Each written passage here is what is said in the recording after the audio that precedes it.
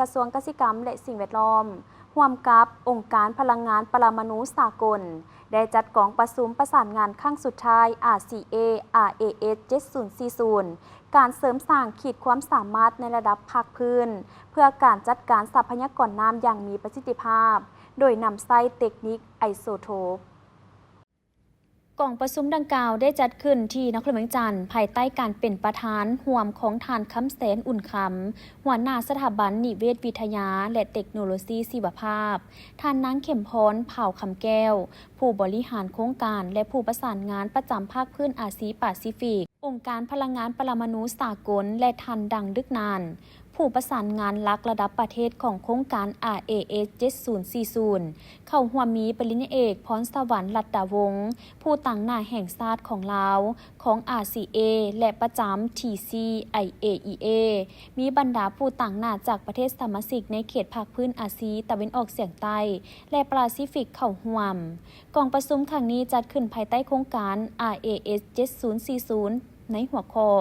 การปรับปรุงการปฏิบัติการคุ้มครองทรัพยากรน้ำโดยการร่วมมือและระดับภาคพื้นในการวิเคราะห์และนำใช้ไอโซโทปสิ่งแวดล้อมเพื่อเฮ็ดให้การประเมินอายุปริมาณการซึมของน้ำใต้ดิน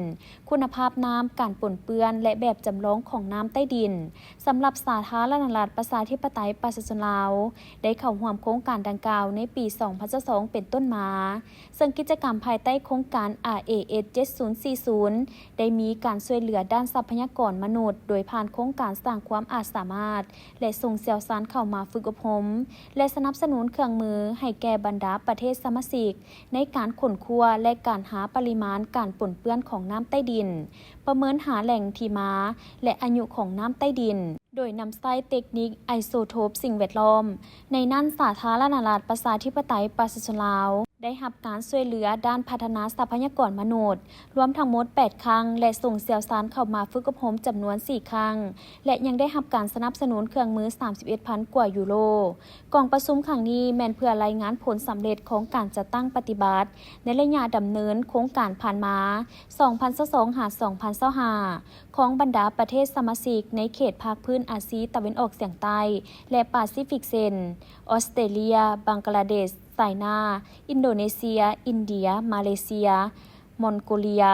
เมียนมาเนปาลฟิลิปปินส์ปากีสถานศรีลังกาไทยแลนด์และเวียดนาม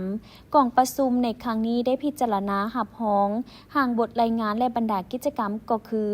นำเสนอข้อมูลผลการคุ้มครองทรัพยากรน้ำโดยการร่วมมือในระดับภาคพื้นในการวิเคราะห์และนำใช้ไอโซโทปสิ่งแวดล้อมของแต่ละประเทศสมาชิกเพื่อสรุปรายงานบรรดากิจกรรมหลักแต่เริ่มโครงการจนถึงปัจจุบันของแต่ละประเทศห่างบทรายงานกิจกรรมของแต่ละประเทศเพื่อนำส่งให้แก่องค์การพลังงานปรมาณูสากลและเปลี่ยนบทเรียนที่ถอดถอนได้และสิ่งท้าทายพร้อมทางลงเยี่ยมยามห้องทดลองสิ่งแวดล้อมของสถาบันนิเวศวิทยาและเทคโนโลยีชีวภาพตื่มอีก